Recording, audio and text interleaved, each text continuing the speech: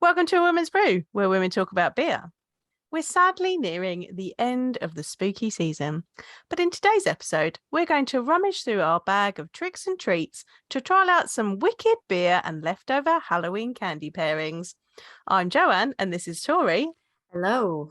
And we're two beer-loving women on a mission to get more people drinking and talking about great beer. Come join us.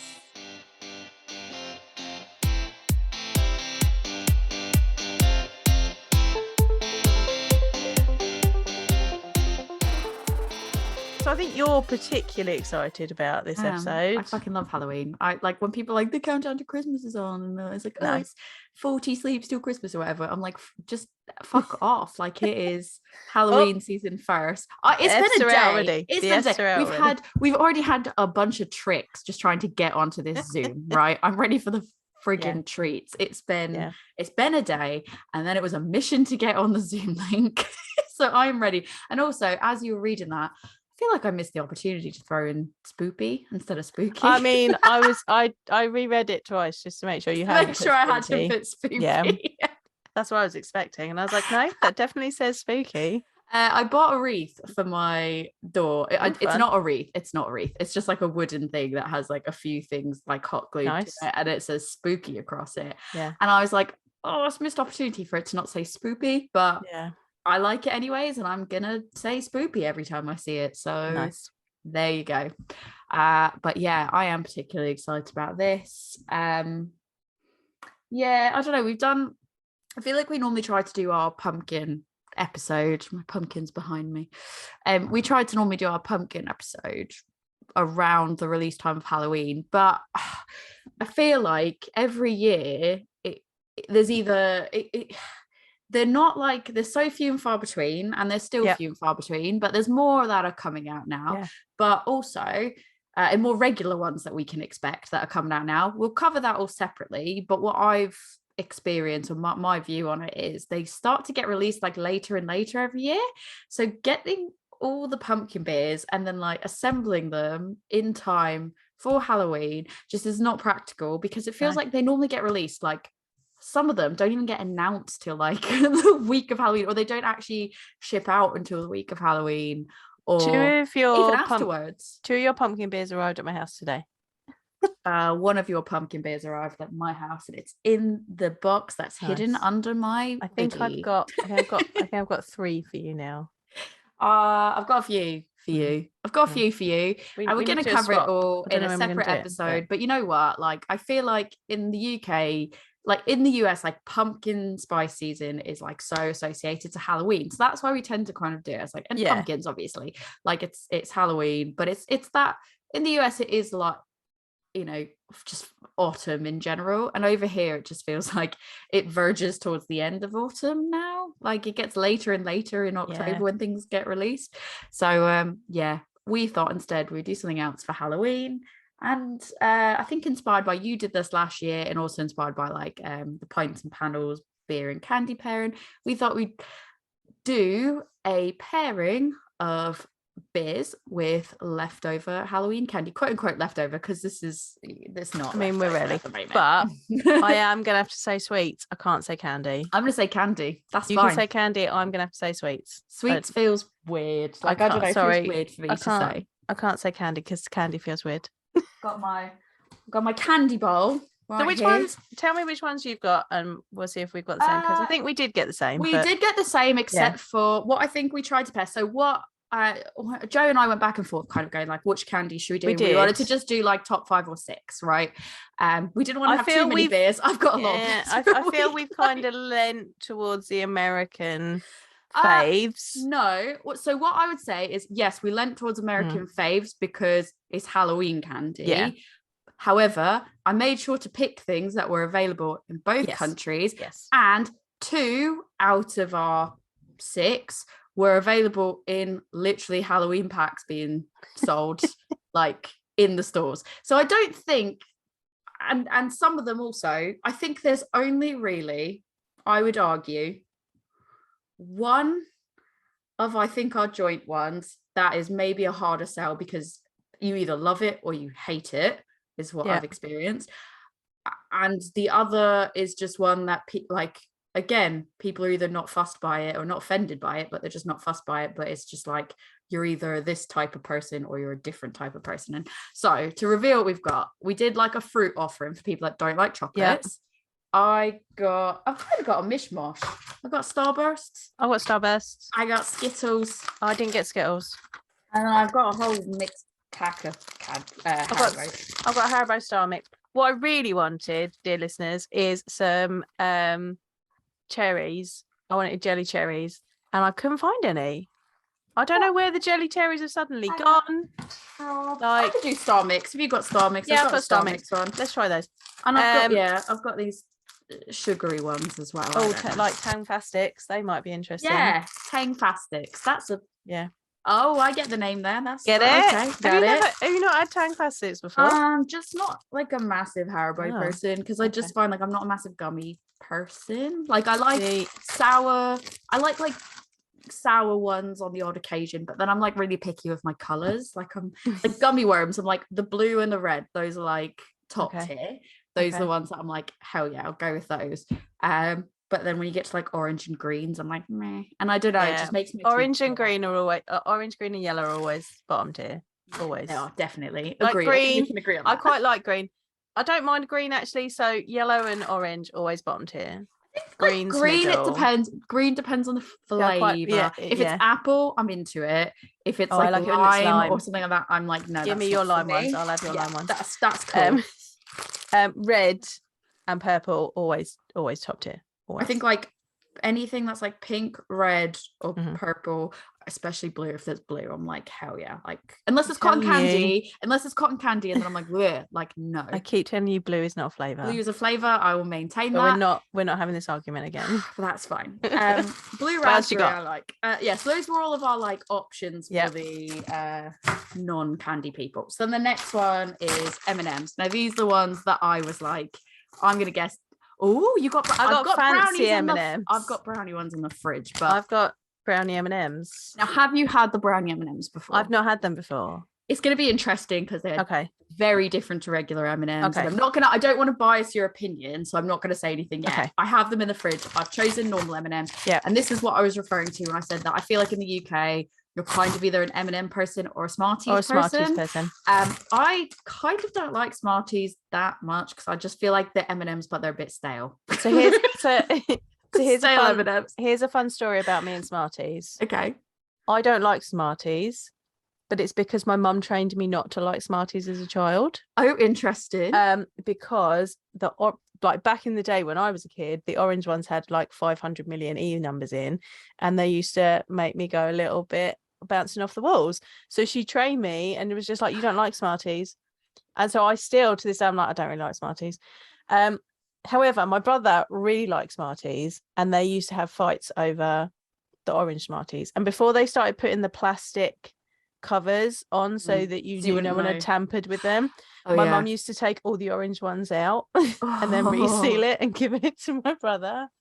Nice so move. For Christmas now, my brother always gets a tube of orange Smarties because they do them separate. That's the thing though, isn't it? So Smarties, I've never been big on Smarties, but it was a thing that my mother-in-law would always give us Smarties. Everyone would get like a tube of Smarties at Christmas. And I think that like she'd been doing that since like my husband was a kid.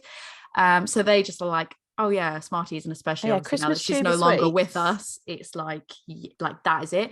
That's why I get my brother the Smart, because mum always used to get him a tube of Smarties, so that's now my job to make sure that he gets Smarties every year. My sister-in-law's the one that's like as the eldest woman in the family. The eldest woman in the family now. That's like her role is like, the matriarch. I get all the Smarties. We take those roles on.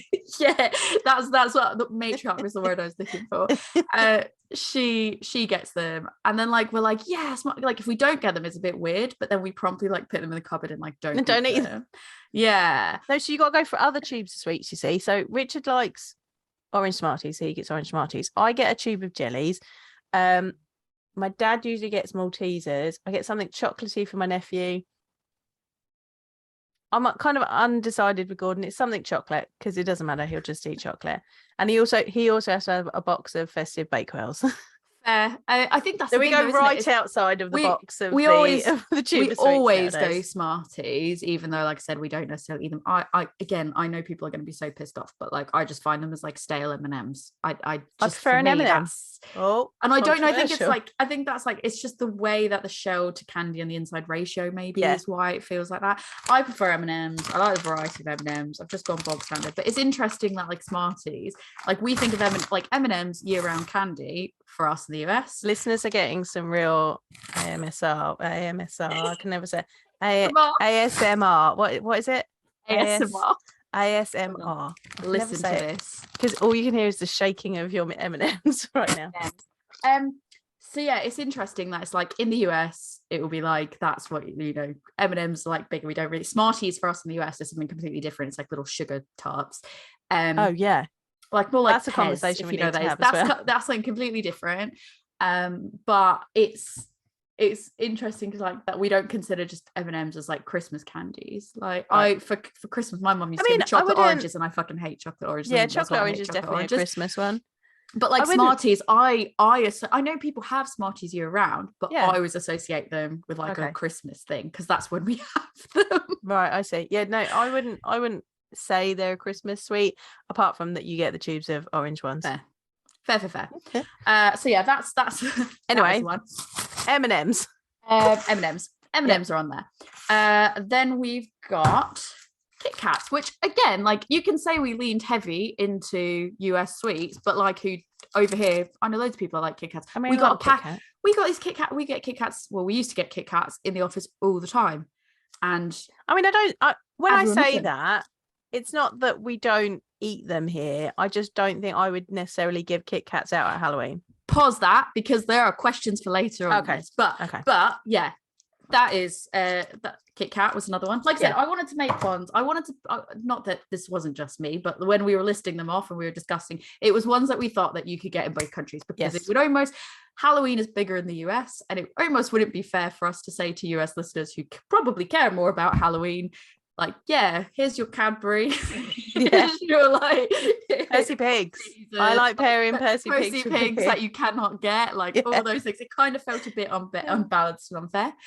Next one I've got is a Twix. Yep, I've got Twix, which is one of the ones that came out of my little fun size. Yeah, I've got a fun size bag. Then we've got, now this is the one that I say is controversial. I feel like people either love them or hate them. Reese's peanut butter cups. I got the mini minis. Oh, see, I just got like little cups as opposed to like the big ones. So in the US, I mean, we can talk about it when we get to it. So there's no point in talking about it now. But yeah, I've got the little peanut butter cups, and I feel like they are a bit controversial in the sense that people either think they're overrated or you love them, and there's very little who are like, yeah, I take a peanut butter cup, I'll leave it. And then the last one, which I think arguably is probably the biggest one, Snickers. Snickers are my actual faves. I don't mind Snickers. I like Snickers.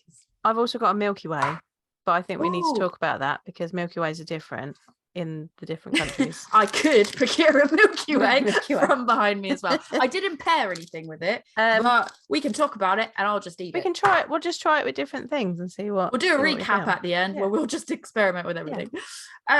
Cool. So do we want to kind of crack open our first beer? That is for the... What have you paired with your Starburst? So I don't know if it's kind of what I'm saying. What the logic behind where I picked my beers from is I didn't approach it from any type of like I know about beer and food pairing, or I didn't approach it from the like, oh, let me dig into the complexities of this, that, and the other thing. I went like Googling across all the vast regions of the internet for like people's recommendations on pairing these things.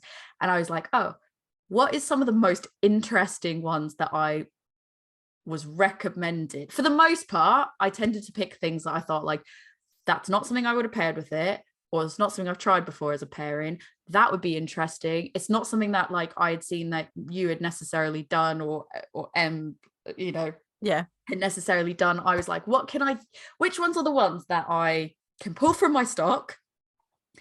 If I could get an extra layer of thematic for Halloween in it, I was like, good to go on that. And I just wanted to try some stuff. Some of them I did go with what was most popular, just because I was like, see if it lives up to the hype. And the other ones I was like, that's weird. gonna go with it, except for my last one, which we'll visit when we get to my last one. What about you? What was yours? Did you approach it? You haven't actually said the beer. Oh, well, I thought before I tell you, I'd find out how you actually did it. Well, I can tell you. I can tell you why. Yeah, go on then. Tell me your beer. Mine is, for my fruity ones, I have done Alter Ego's Ghost Note, which is a white IPA. Because if I read the back to you, so a lot of the websites pretty much were telling me to pair wheat beers with like Starburst and fruity things. I'd get a mix between wheat beers or IPAs for the most part, or sometimes I'd get like a saison or something like that. But those were the majority. It was kind of between saison, wheat, or IPA. And this one, it is a funky fusion of US IPA and German wheat beer. Ghost Note is a kettle hopped with US and German hops, fermented with a Weiss yeast strain, and then dry hop with more US and German hops. And then it says, slap the bass big time. So I wasn't going to not read that part. That's my favorite part. Amazing. And it's got ghosts all over it if you're looking at the video. That's cute. So it's like double points. So I thought it was kind of the best of two worlds. And it was something that I don't think I've necessarily tried that like type of pairing before, to be fair. I've never really paired fruity things like that. Well, I've done a little bit of beer and food pairing. Did it when I was doing my certified this wine training.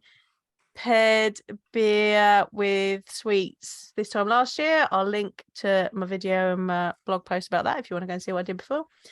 So for fruity things, I thought, as you said, wheat beers, they're kind of pulled up because they've got a little bit of fruitiness to them. Their carbonation is going to cut through the sweetness. I didn't have a wheat beer or a wit beer, but I do have a Fruity, which is a strawberry wheat beer. So I thought that might be interesting. It's not, the thing with this is because it's strawberry, it's already got a fruity flavour. So it's not necessarily going to pair with every one of these. That's what I was kind of worried about. So I was like, I want to pick something. So I did put some logic into it. So taste it and try. I read through a bunch of stuff and I thought, like, I'm going to look at what's weird or the most common, and I'm gonna like use some element of the logic behind why they did it to kind of do it. And I was like, I didn't want to get something that was too fruity, because we always talk about how if it's something that's too much of one, but if you don't have strawberry fruits, I wonder how that pairs, or does it only pair with strawberry? Also, just open my Starburst. How much of a piss take is this? 2 greens right at the top. 2 green right at the top. Now I've also got a second beer. I have got an IPA, so I thought I'd have 2 and see how the IPA goes with it, because as well the IPA is going to have a bit of bitterness, and that's going to cut through the sweetness as well, and the fruitiness from the hops in the beer may well pair well with the fruity flavors of the sweets. So my thing is as well, some of these look like they could go back around and as we get further down the list, some of what I've picked out looks like it can be paired with other things, and so I thought I'll go through once past pairing it, and then on the way back at the end I'll just loop back around and try things with different bits. I do want to say, have you got any yellow Starburst? I'm not sure. I haven't gone that far. I've opened the whole thing up. I've got 0 yellow Starburst. I've only got 2 reds as well. What a piss take is that? That's a yellow Starburst. They've taken out the yellow Starburst. Now it's just green. I wonder if green is lemon and lime. So basically, if you read the side of it, and this is interesting maybe for US people, because our Starburst flavors are maybe slightly different. Because blackcurrant is not a big flavor in the US that much.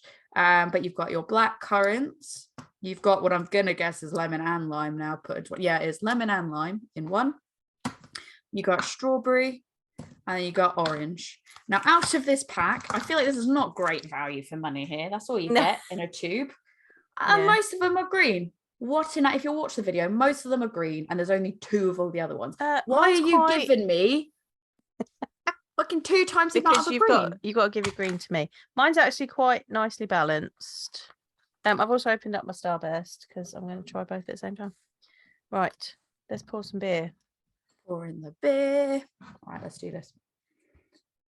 I do like the fact that I managed to I was like, oh, I've got one that I think will work really well. Yeah, and then I was like, it's got ghosts on it. Well done. I don't really know what colors are going to be. I'm going to maybe try orange, because I feel like orange feels... I'll try orange. Orange and strawberry. Let's try that. That could be good. Oh, this is a good one, this beer, in general. Oh, the only thing I don't like about Starburst is just sticky papers. Yeah, and sometimes just too chewy. I was talking about this today at work. about how sometimes chewy sweets just are too much because I get bored of chewing them like before I'm done eating them, and then I'm like, ugh, and then you're like stuck with it, and if you're not near a bin, you're like, ugh, I just want it to end. Does that ever happen to you? That's me. No, because I like chewy sweets. Cool, just me. Awesome. So orange, so hard. I'm afraid my tooth is gonna get ripped out. Ooh, orange. I like that.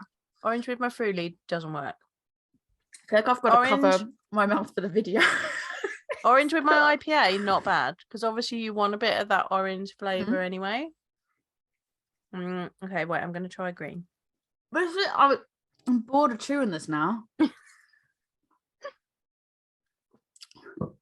It pairs really well, the orange with the... Because I almost think that it's like taking the wheat beer quality, like it's taking the wheat beer element of it, and it's making it think like it's making it almost like you'd have an orange. Well, I think that's why I kind of picked orange, because it's like an orange wedge, like if you were having a blue moon or something like that. Exactly.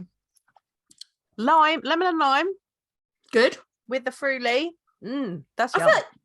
I feel like that makes sense, because when you get ciders that are strawberry and lime. Tastes like a nice fruity cocktail. Oh, that's God. Good.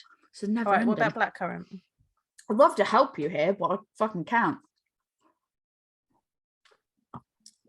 IPA, quite nice with the lemon lime one as well. Obviously, you don't mind a bit of lemon lime.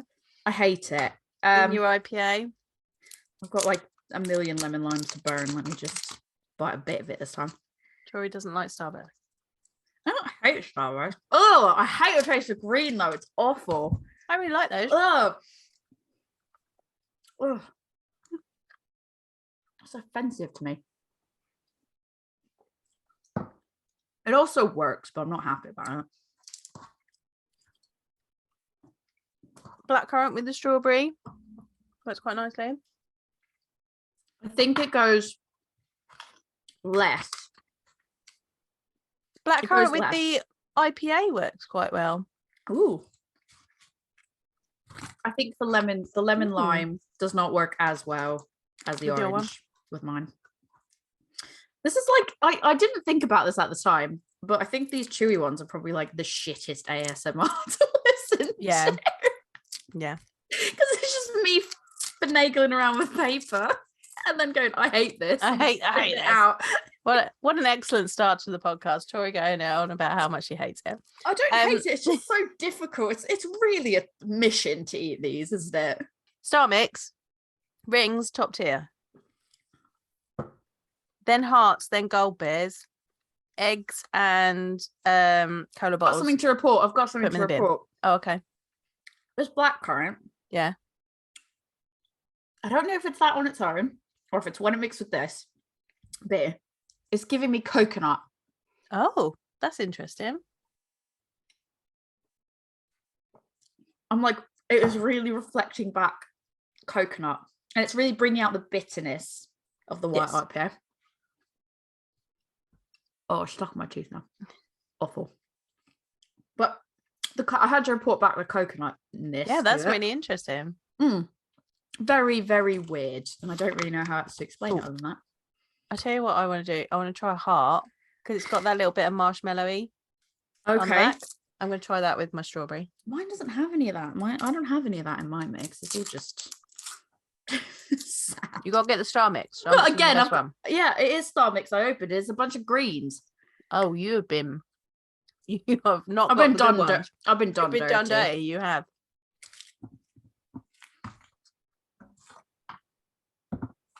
You're going to have to cut all this silence out. Heart with the strawberry Fruity. It's okay. But kind of samey. There's no elevation there, so I wouldn't suggest it. But a green ring or a green gold or a green bear, bit of lime with the strawberry, good. Can we run it back to the Starburst now, because I've had all of them now. Yeah. Strawberry. Don't think it pairs very well. Agreed. I think that pair's the worst because it brings out too much bitterness that's actually enjoyable. I agree. I would say the lemon and lime is the second worst one paired with this. I quite like the lemon lime paired with my IPA. And then I would say for me, then it was blackcurrant, but orange was top. I think orange was the only one that I think was actually enjoyable to have with it. So I like the lemon lime and I like the blackcurrant with my IPA, and I liked it with my strawberry. I think, but the strawberry I can understand the strawberry, the lemon lime. That'd be good. But it just didn't work well. Let me give a quick round of the gummies. So can we take it back then? Can you explain, well, I'm trying these out, what is kind of like, so you're saying like, oh, the candies we picked, it's not that they're not big here, it's that they're not really Halloween candies here. Like, what would you say if you had to say like top Halloween candies that you'd give out at Halloween? What would they be? 1 second. Star Mix with IPA. No. Oh, I like the green one because the green one's apple. Green ones are okay. It's not lemon lime, so I like that. The heart did not pair well with the IPA. Don't do that. It's I've lost all the sweetness. Mistakes were made. I've lost all the sweetness, and I'm just getting the bitterness, and I'm not a fan. Don't do that. Don't do that, listeners. It's not fun.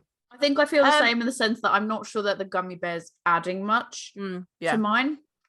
That being said, I just want to qualify that when I did my pairing was specifically for Starburst, not really for gummies. I just happened to also buy some Haribo gummies, and I definitely didn't do it for Skittles either.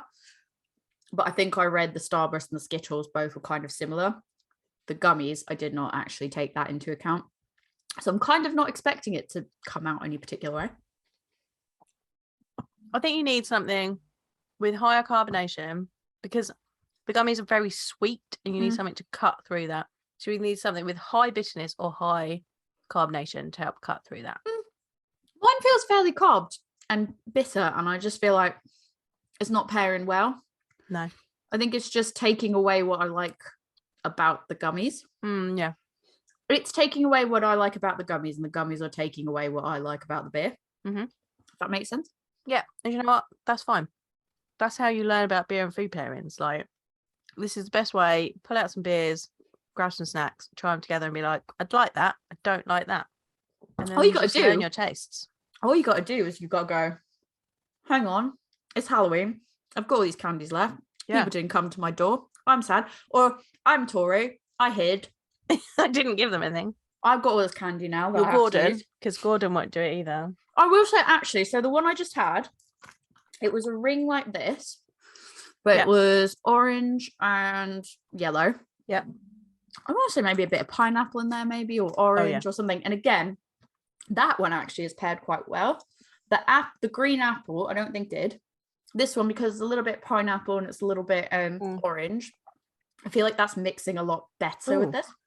Let me see so the clear ones are usually pineapple. I think that's what it was. There's some of that on there.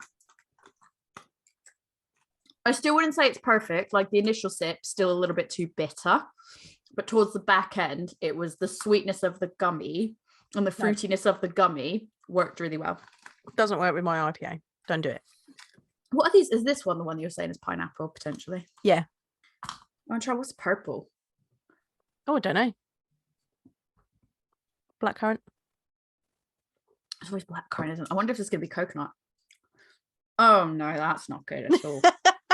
Yeah, I think these ones are too sweet. No, this one's not even sweet. It's like almost a bit almost a bit spicy. Not spicy like hot spicy, like spiced. Spiced, yeah. Yeah. And I don't think it is. I think it's just when it mixes. Yeah. Yeah, I don't know. Not a fan. Oh, that aftertaste is terrible. Yeah, no, don't do that. Oh, not recommended. Starburst are okay. Star Mix, no. I've got Skittles. Skittles might work. Let's see. Try an orange Skittle. Honestly, these are my least favorite because they just take so much effort. I feel like my jaw is getting a workout. I love a gummy. Gummies are my fave. Also, Gordon likes chocolate and he doesn't really like gummies, so I get to eat them rather than. That's good. Gordon eating mine all the time. Right, let's try some Skittles. They're a bit easier to eat.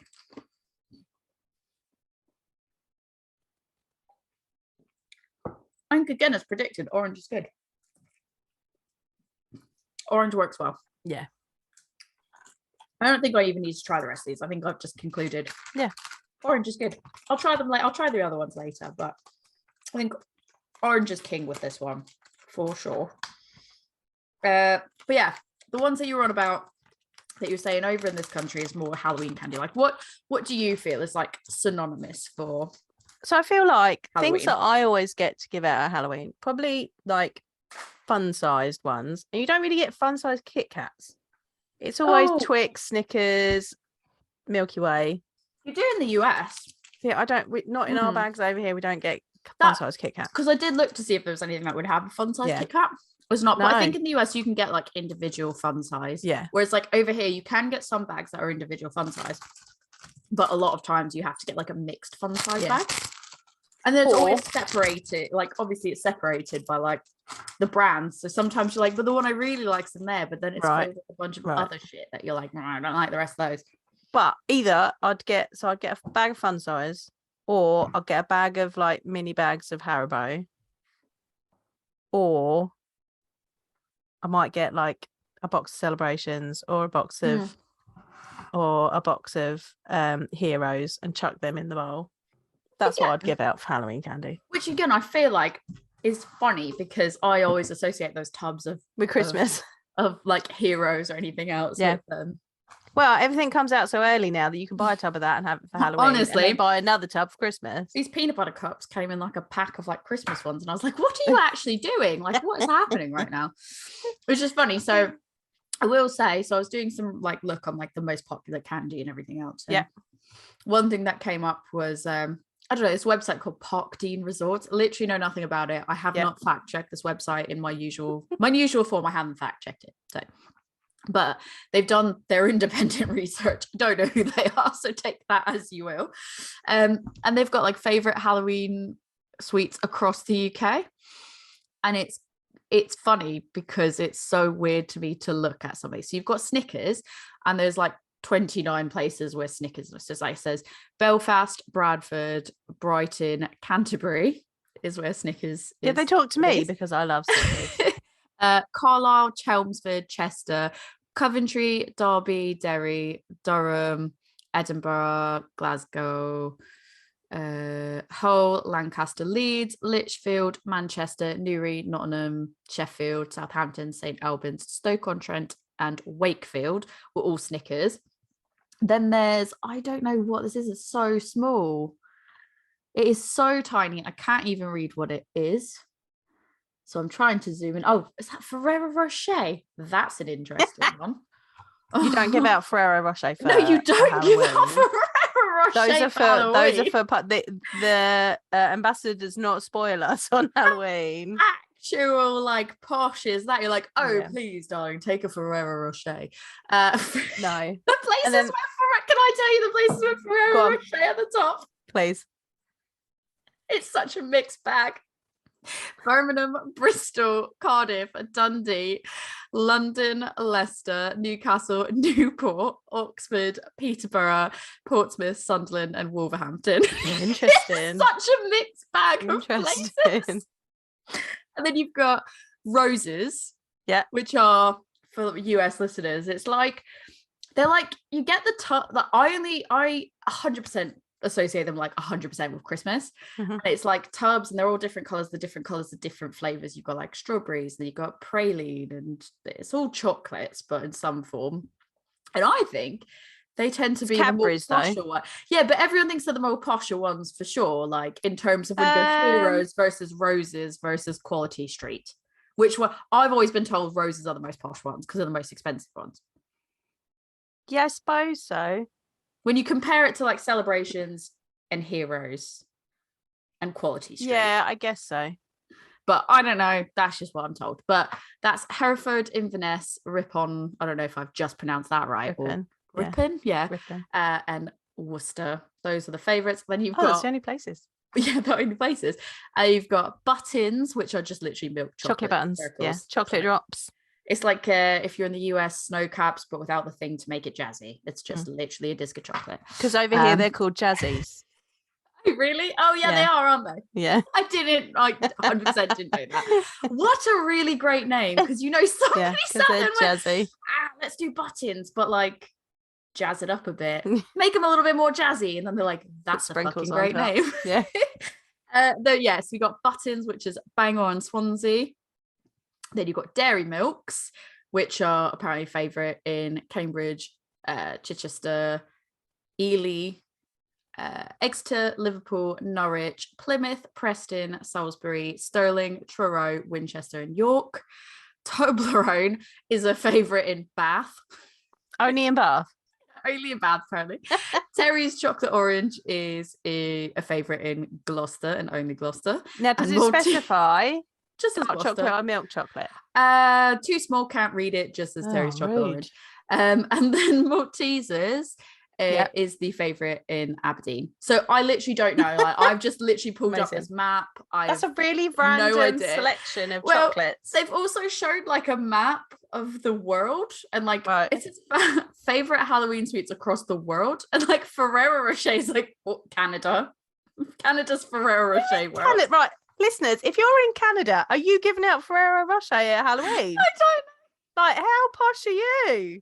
It's Canada. We're all jealous of Canada. They don't do that in Canada. Can I just tell you my favourite part about all this, though? So it's like most of the world is like covered, but then you've got like bits where it's like literally all of South America. Just all of South America is the same chocolate. Like all of South America's nothing. No, they don't do chocolate in South America. They don't, clearly. As is Ferrero Rocher. Then you've got the US is M&Ms. Then you've got Mexico, which is Toblerones. I thought fun size Snickers was like for the UK and Ireland, it's Snickers. I think that's either Norway or Denmark. I can't really see because it's like quite a Scandinavian country. Scandinavian country Snickers. You've got Italy is what is Italy? It's really hard to tell. Smarties. Spain is M&Ms apparently, and then you've got like all of Asia, including like Russia, China, all that. Oreos. Who is giving out Oreos? That's not chocolate. It's a biscuit. What? Well, it's a cookie. Then you've got like Japan's Meiji, which is like, that makes sense because I believe that is Kitkat over there. Okay. I think I could be wrong. Let me Google that actually. I've got a mini pumpkin Kitkat. I had those and I done ate them. Hold on, I just want to double check because it might not be actually. I might be confused now. Oh no, Meiji is a chocolate brand. It is not the Kit Kat. It is just a chocolate brand. So yeah, Meiji is big over in Japan, and then you've got you've got Australia, which is like Ferrero Rochers. Fuck. Australia and Canada. Australia and Singapore. Australia, Canada, and Singapore. You're not giving out Ferrero Rocher at Halloween. You're liars. So like Oreos, it's like Dominican Republic, New Zealand, China, Russia, Romania. I don't think they understood the assignment. They're like, let's get some chocolate. Just get American chocolate. They're like Oreo, and they're like, great. Like that works. Tick. It is just really fun. If anyone has any like information around these stats, Snickers was Ireland, Greece, Poland, Switzerland, Sweden, and United Kingdom. So I mean, I love Snickers, so I'll take it. Yeah, that is. I've found the way to make the map bigger so I can actually see now. But Milka is Germany, the Czech Republic, and Bosnia and Herzegovina. Yeah. So anyone's got like facts around why people are giving out Ferrero Rochers and Oreos, please let us know. Please let us know. Right, let's move on to these M&Ms because they're looking at me and I want to try them. What beer have you got for your M&Ms? I have got blood from Phantom, an export Pilsner, because I was told to try a Pilsner. So basically, it seemed like this one was the most, like a Pilsner was the most unexpected one that I got. But a lot of them was like suggesting like a Belgian strong ale, or a strong ale in general, or a dark ale, or they all tend to be like, a lot of them are like a dark variety. Yeah. But this one was a bit different. So I thought like it caught my attention. I know that it's not meant to be Jaws, but it gives me Jaws vibes. So I was like, again, horror, like cult classic horror film there. And it was kind of saying like the crispness and everything of the pills and should kind of cut through with the crispy milk chocolatey. So I thought I'll give it a go and see how it actually turned out. What did you pick? I have got, well, I went milk stout, but this is a bourbon oaked imperial milk stout with coconut cream and Tonga vanilla beans. So I was kind of afraid though to go milk chocolate because I was afraid that if I went milk chocolate that the M&Ms would just, again, I was afraid it would be too similar. Well, this is, it's imperial though, so I think it's going to be more dark chocolate. And also, it's got coconut and vanilla in it. And you've also got a brownie one. And I've got brownie ones, so. Right, crack into these. Curious. What do you think of the brownie batter? These are really yum. I'm gonna have to save some for Gordon, otherwise I might be divorced. They are really good, but I made the mistake of putting them in the fridge. Oh yeah, so, no, you don't want these in the fridge. Yeah, so I didn't know that the inside was going to be the way it was. So I like chucked them in the fridge, and I thought like, that's all right. Went to go take a bite out of one, and it was so hard on the inside. I was like, oh shit. Thought I was going to crack my tooth on it. Yeah, no. So if you've not had the brownie M&Ms, listeners, it is like kind of like brownie batter inside. But as well as that kind of chocolatiness that you get from M&Ms, there's a little bit of like saltiness. Yeah, I would agree. No, it's not too chocolate that it's too rich and overbearing. Yeah, and so I've got this very rich beer. It's also going to be slightly higher in alcohol. It's a bit complex. So mixing that with this, I think the strength of it's going to cut through the richness of the M&M. And yeah, we're going to see what happens. Here we go.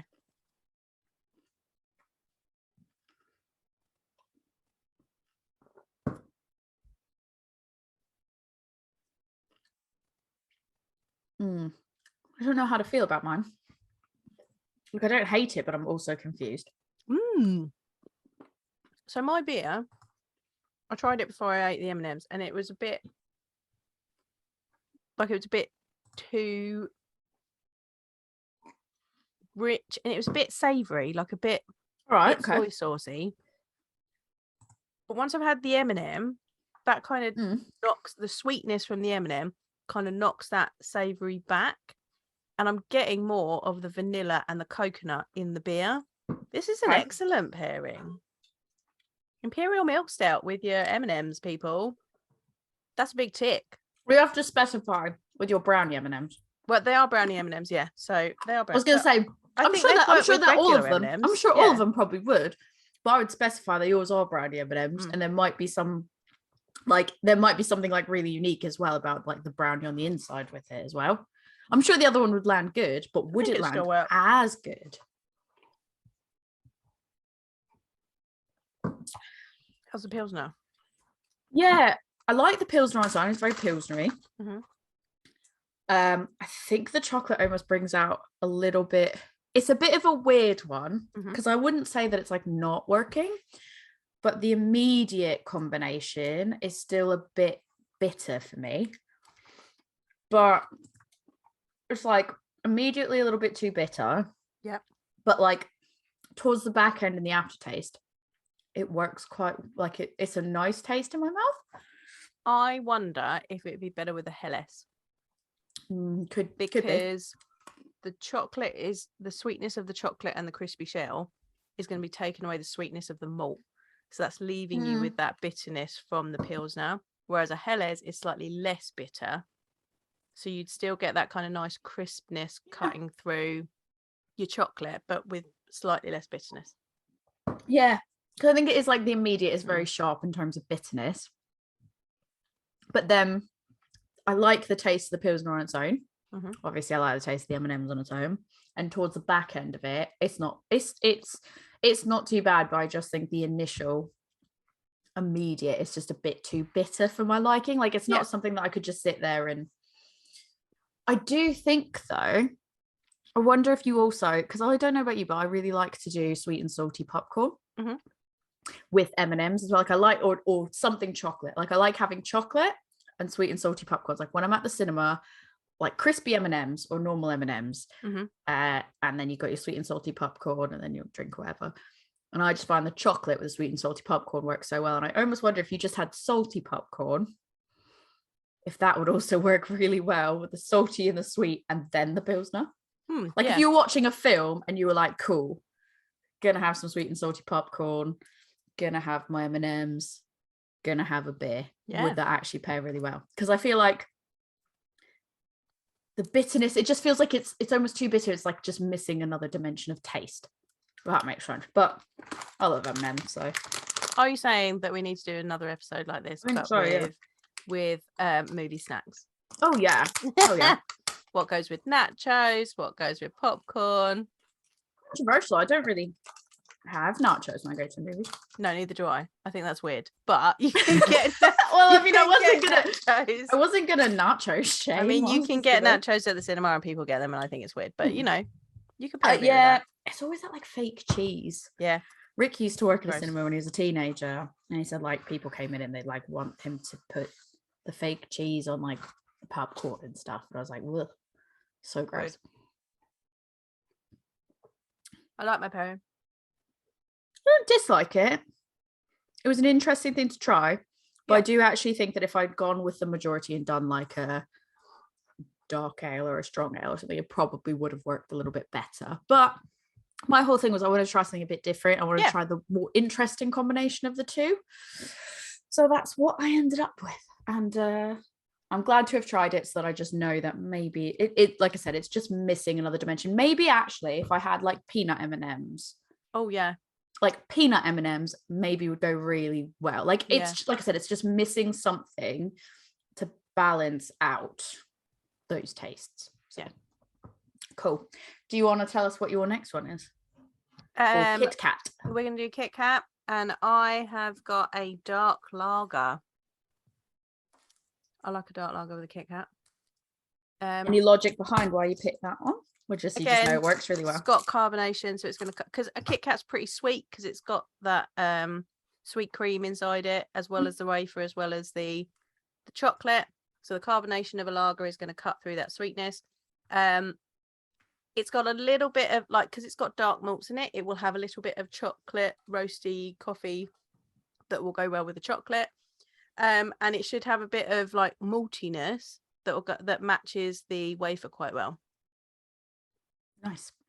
I went with Fire Saga from Wild Weather, which is an English brown ale, because I actually went with the majority on this, and a lot of what I found on the internet was brown ale. But actually, a lot of what I found across the board for beers was like a English brown ale. Like that seemed to be something that was like, even if it wasn't the first choice, it was like could also pair with that. And I thought, if you wanted the most bang for your buck on what I found as suggestions, your best bet is to just buy a load of English brown ale and be like, I bet that will go the most amount of candy possible. So I've got an English brown ale as well, but I'm saving it for Snickers. I also, so this one does also go with like, I think Twix was another one that it said it could go with. Snickers was another one it said it could go with. I'm fairly certain it said like the majority of them could go with English brown ale. So I thought at the end, I'll give them all a go. And my dark lager, by the way, is called Gunmetal, and it is from Round Corner Brewing. Oh, not heard of them before. Cool. I've got one for you. They're a brewery I met recently. They're very interesting. You were talking about Kitkat and what is in the middle. Yeah. So I thought I'll give you. So I've got some fun facts written down that I was going to go through after, but it's very relevant now. Yeah. So I thought 2 fun Kitkat facts here. Okay. There's more than 300 unique, quote unquote, limited edition seasonal and regional flavors of Kitkats produced in Japan since 2000. They have a lot of Kitkats, don't they? They do. They call them unique, but actually, like they go, oh, it's all really unique, but you get like different flavors of like there'll be so many different flavors of apples. There'll be like there's Aomori apple, and there's like a region known for apples, and then they'll go, but then there's like this particular type of apple. So it's not like 100% different flavors. I'm sure some people can probably tell the difference. I absolutely cannot. But then also the layers in between the KitKat wafers, apparently, according to Mental Floss, where I got a lot of these food facts. Yeah. Again, I didn't fact check them, just it is what it is. Apparently they're just wafers that didn't pass the quality test, and they get ground up and turned into like a paste of sort, and that's what's in there. Some people think it's chocolate. It's not chocolate, it's ground up wafers. Yeah. I didn't know that. I thought that I was like, oh, I never actually stopped. Cream. I never stopped to wonder what was in between the wafers. Have you never eaten a wafer, eaten a KitKat layer by layer? No, because I think that is like absolute mentalism. Like, what? I know people do it. How I normally eat a KitKat, I bite the chocolate off of either end, bite the chocolate off the sides, and then I break the layers apart. I know people do that. It's not my preferred way, but it's better. It's 100% better though than doing what some people do, where they just undo it all and go, rah. No. Well, that is psychotic. Check their hard drive. That's all I'm trying to say. Break that up into fingers. Don't break it up into Don't fingers. Be a heathen. Eat it finger by finger. What are you actually doing if you're just taking a chunk out of it like a savage? On its own, it's a really good beer.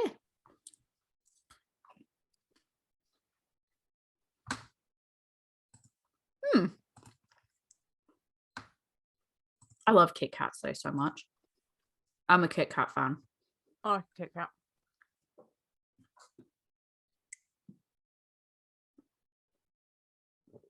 Oh, I do think it pairs really well because there is a bitterness, but I think because there's the chocolate and the wafer and there's maltiness, the bitterness that is coming through on the brown is it's all balanced out in harmony. How's yours? I've had a dark lager with a Kit Kat before and it's worked really well. This one is kind of knocking the beer back a bit and it's making me sad. This is a really lovely beer on its own, but it's got real kind of tobacco notes to it, which I like. The Kit Kat kind of takes away the complexity of the beer. So when I open up the brown ale, I might have to try the Kit Kat with that and see how that goes. This is not the dark lager to try with a Kit Kat, but do drink it because it's lovely. I think this one, I want to try it with the Snickers later. So far, it's the one that's changed the flavor the least. If that makes sense. Like, the other ones, it was kind of like I had a sip on its own and I'd feel one way about it, and then I'd have the sweet and go back for the sip, and it would just like the dynamic of the flavors would be like super altered. This one's like really not. It's not changed drastically. To what it was before having the Kit Kat, and it works really well. I think it's that like it's like nutty maltiness to it. That's just really works really well with the Kit Kat. Because it's almost the bitterness that is more pronounced is nice because it's balancing out the rest of the flavors.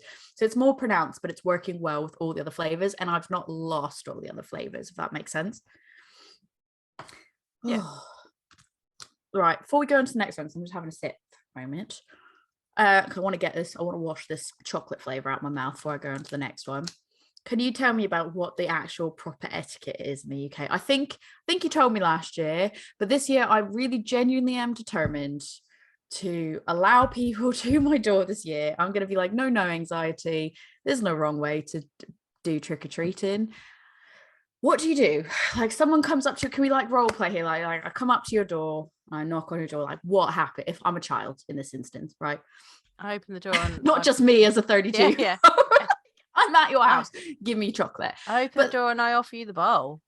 But do you go like, do you do a thing we go, oh, you're scary? Like, do you have to interact with them? Like, oh, or do you just go like, sometimes I'm just like, hi, and here's a bowl.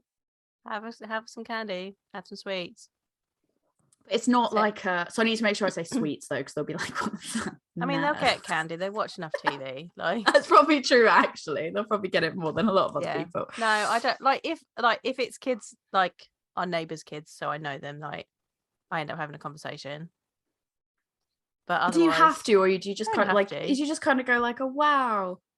If it's a good costume, then yeah, I'm like, "Oh wow, I love." But if it's not, you're like, they're just like, "Have some sweets."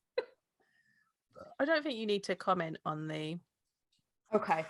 Because I feel like in the US, it's more of like people come to the door and they say, do kids like knock on the door and go, oh, trick or treat, or do they? Sometimes they do. Sometimes they say just knock on the door and you just go, cool, here. Yeah, sometimes. And I think, I know, especially around here, like we're right at the bottom end, so kids don't tend to get to us. But if you do want to, like putting a pumpkin outside, putting something on your door that shows that you're participating, I think is helps. Helpful.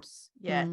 So if we're not gonna, then I don't put my door sign out. Like, yeah, I normally just like hide. I just remove all item. Like I'll decorate and then I'll be like, remove anything that anyone can see from outside, and also don't turn the lights on. We're doing everything in darkness tonight.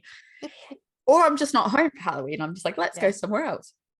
But I think it's just like, I know it sounds so stupid that it's like I'm thinking it up in my head, but like it is quite a scary thing as a person that doesn't.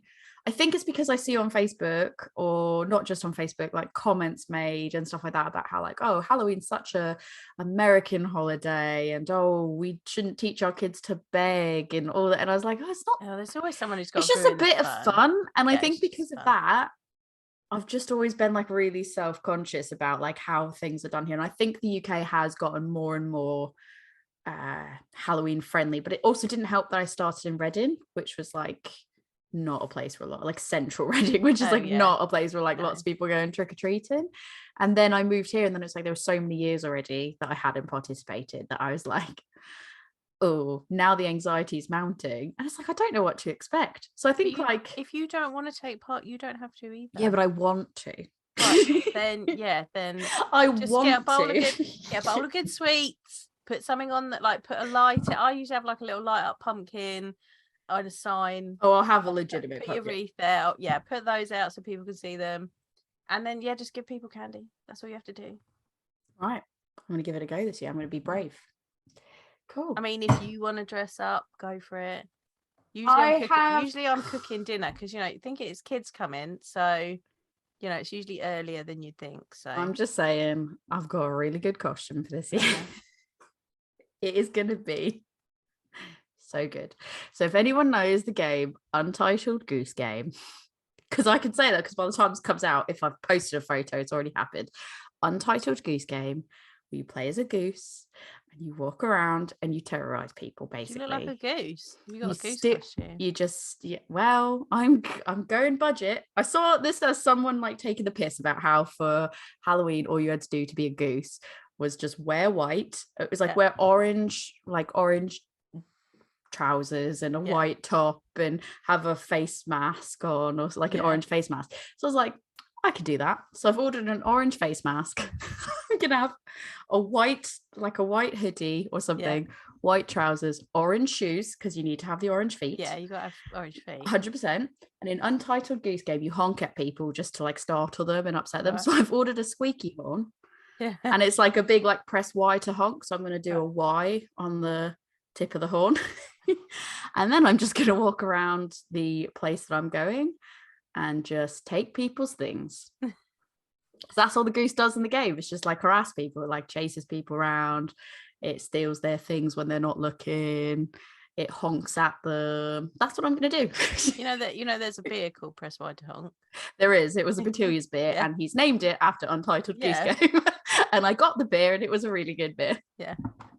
So yeah, I mean, if he wants to remake that, I will happily take a photo with the Press Y to honk. I'll let him know when I go see him soon. That would be really good, actually. Definitely do. Anyways, our next one. Twix. What did you do for Twix? Oh no, the dark lager was supposed. I did it wrong. Oh boy. Oh no, I did it wrong.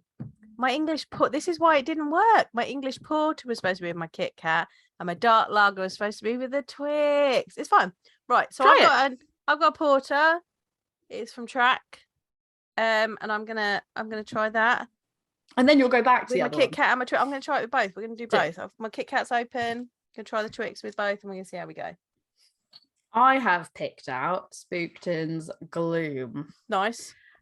I've got the oatmeal stout because oatmeal stout seemed in my research that was a good one to pick. Although Hefeweizen was like the top number one, and I didn't have any, and that was not the one that I would have thought to pair by any means. But literally every single website, what was the reason everywhere? I don't remember what the reasoning behind it was, but literally every website was like Hefeweizen, and I was like, I feel like the banana and clove might. But I think it was that with the biscuit. I think it was that with the actual biscuit. What about with the caramel? No, apparently it was saying that with the caramel and the biscuit.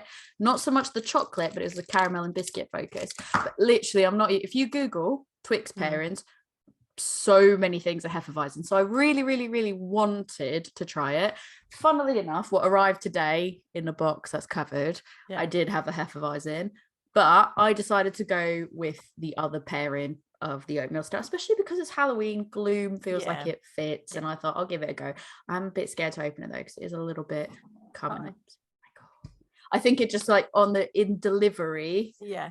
The delivery driver bumped it around a bit, and now I'm like, I'm scared to open it. Those delivery drivers. Right, I'm gonna give it a go.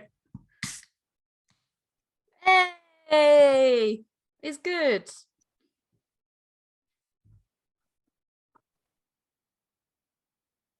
Excited for this one as well.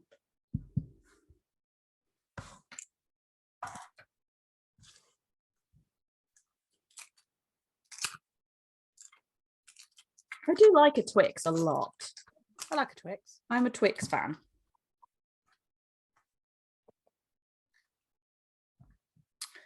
On its own, this is a really good oatmeal stout. This porter from Track is really good. I think like some people probably wouldn't. It might not be everyone's cup of tea for a stout because some people really just like thick boy stouts, and it's not a thick boy stout. And I actually like in terms of mouthfeel, and I think that's why I kind of like it though. And I think it will probably end up going. It's 5%, which is good. Can't argue with that on a weeknight. And I feel like it's going to work really well because this is I feel like chocolate. You don't want something too thick; it'll be too heavy.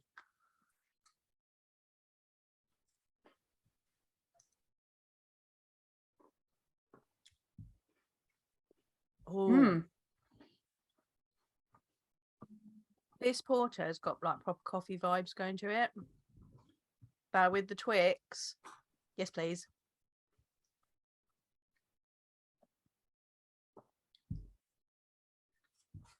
Mine, it really brings the roastiness out. It says on it smooth and roasted. Now I think it's causing a little bit more like crispness than maybe would not. Like when I took the first sip, it wasn't particularly crisp. I think with the chocolate is like making it come across a little bit more crisp, but the roastiness definitely there. And I feel like the mouthfeel level of this, if this was too full, I think it would just be way too much. So I feel like it is a really good balance between the two. I don't think the Kit Kat goes as well with the porter as the Twix. Oh, because I lose that nice coffee flavor when I eat Kit Kat. Right, I'm going to try the Twix with the dark lager. The aftertaste, if I have the chocolate, swallow the chocolate, then have the oatmeal stout, you get some really good nuttiness in there. It's nice.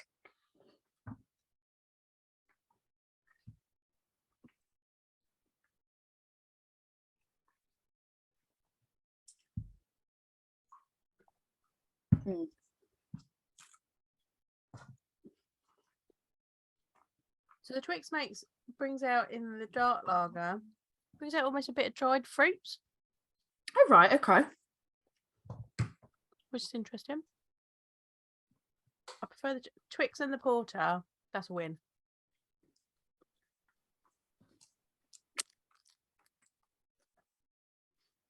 I'm gonna have such a stomachache when I go to bed. This is simultaneously like the most fun experiment, but also the one that I'm like dreading the consequences of. This is a weeknight, and I have to go into the office tomorrow and pretend not to be like, they're gonna be like, you hungover? Because I know I'm recording tonight. I'm like, no, I'm candy comatose.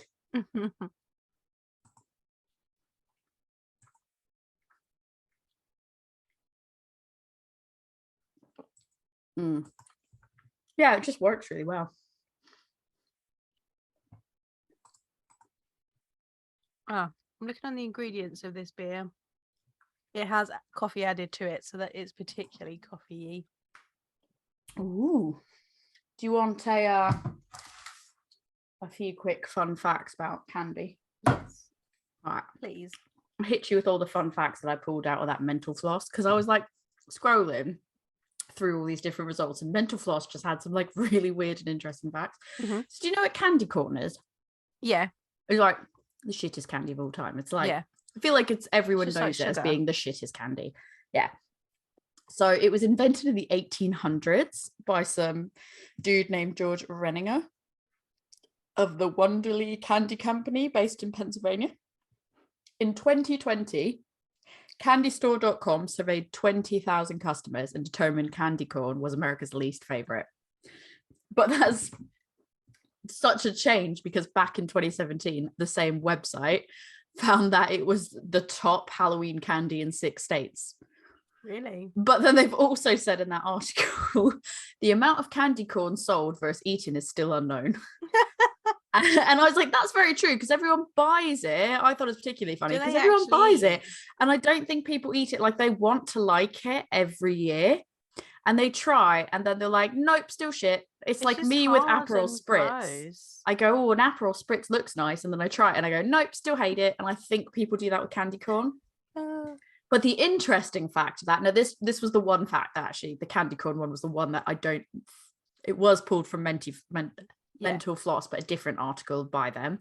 43% of people report eating the white part of the candy corn first. 10% start with the yellow end, and 47% eat the whole thing all at once. Okay. It's things you never thought you need to know, but what if one day it comes up in a pub quiz? This is true. I watched a TikTok video the other day, right, where someone took candy corn, added some water to it, like boiled it and melted all the candy corn. Ugh, made like a syrup, and then poured it over a perfectly good cake. Ew, no. As like was it supposed to be like a mirror glaze, or they were just like, oh, I found something to do with the candy corn, like you can make a cake topping, and they poured it over, and then it was just really goopy and looked gross, and they were like, yeah. We're like, no, that looks like you just ruined a perfectly good cake. I feel like people need more hobbies than just TikTok. Like that demonstrates like you need another hobby other than just TikTok. That is psychotic, actually. Oh, I think it is just... It's a perfectly good chocolate cake, and they just poured melted candy corn over it, and then it's candy corn, I think, is like largely corn syrup or something. Yeah, and that's literally what it looked like. And then they just poured it over, and then they cut it up, and it was like gum. I want to see that person eat it. I bet you didn't see them eating it. No, they did. They're like, oh my god, it's a lie. It's a lie. Like, no. They have lied to you. I was like, no, ma'am. That is. I want to see them swallow it. I'm gonna eat a whole piece and swallow it. You're not gonna do that. I was like, no. Oh, I've got a stomachache thinking about that. That's bad. Oh, no one should do that. In 1897, a dentist was a co-creator of candy floss. How funny is that? There's like candy floss, pure sugar. Super sugar. A dentist was the co-founder. He partnered with a confectioner. I'm not being funny though. When I was really little, our dentist, we then had a different dentist, but I remember my dentist like giving me sweets when I left the dentist. I think like mine would give me like a lollipop or something like that. No, it was like proper sugary, like false teeth. And I was just like, because like they're a dentist, so they're like teeth.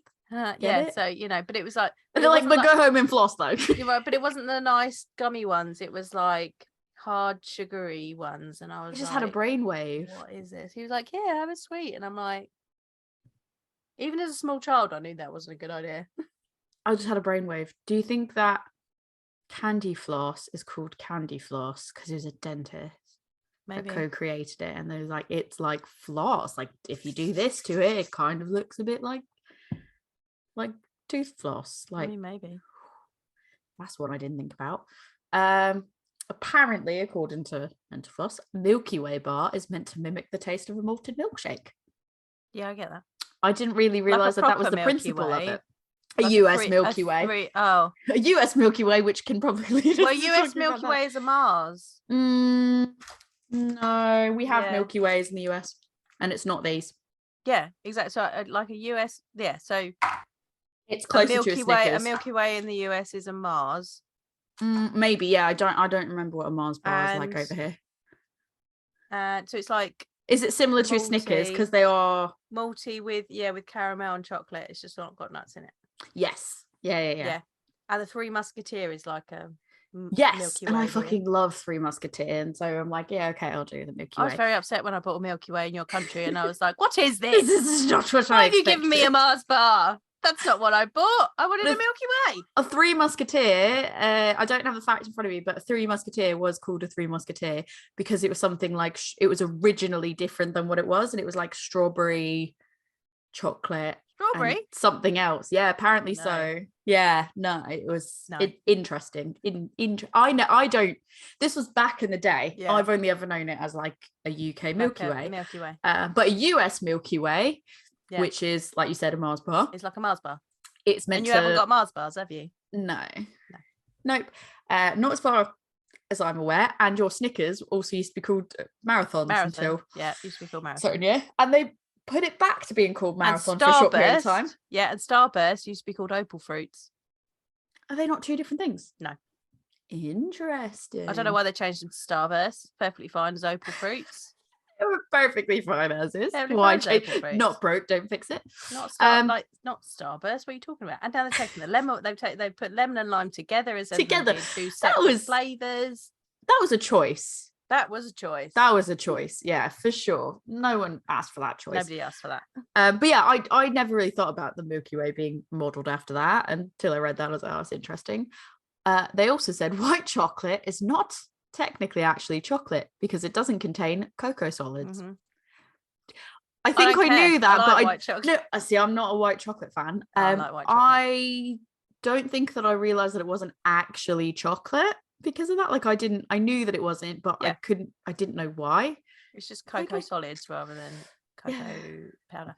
No, it doesn't contain cocoa solids. Oh yeah, because it's just milk stuff. White chocolate orange. Yes, please. Oh god, just get it away. Terrible. No, it's nice. So I don't really like a chocolate orange, but a white chocolate orange, that's different. Synthetic orange just doesn't do it for me. The M's in M&Ms, which is, timely as we had M&Ms. Yep. That stands for Forrest Mars and Bruce Murray, who were the original developers and financiers of M&Ms. Okay. It takes licking machines anywhere. Yes, apparently there's a thing that is a licking machine. Don't want to know the weird situation why they've come to be, but it takes them 364 to 411 licks to reach the center of a Tootsie Pop. Now a Tootsie Pop's like you've got similar, it's basically like something in the middle. It's like a big like lollipop. No, but you've got I have one that my colleague gave me. I don't know what it's called. It's a sour thing that I think has gum in the middle of it. Like a jawbreaker? No, it's like a lollipop, and it's like a big lollipop, and it's got gum in the middle. And I've never seen those before. I don't know what it's called, but it's like one of my coworkers' like favorite things. And she gave me the blue one because she's like, I know you like blue, and it's her favorite flavor. And so I found it in my desk the other day, and I was like, oh, sweet. Basically, a Tootsie Pop is like a lollipop that's like that big, like it's quite a very large marble, probably about maybe a little bit bigger in diameter than a pound coin. It's quite just spherical. Yeah, and there's like a little candy on the inside, so it's basically just like licking through to get to the inside. And 364 to 411 licks to reach the center of it. That feels like a lot of work. It does. There was an ad in the US that was like, how many licks does it take to get to the center of a Tootsie Pop? And there's also some R&B songs. What does the outside taste like?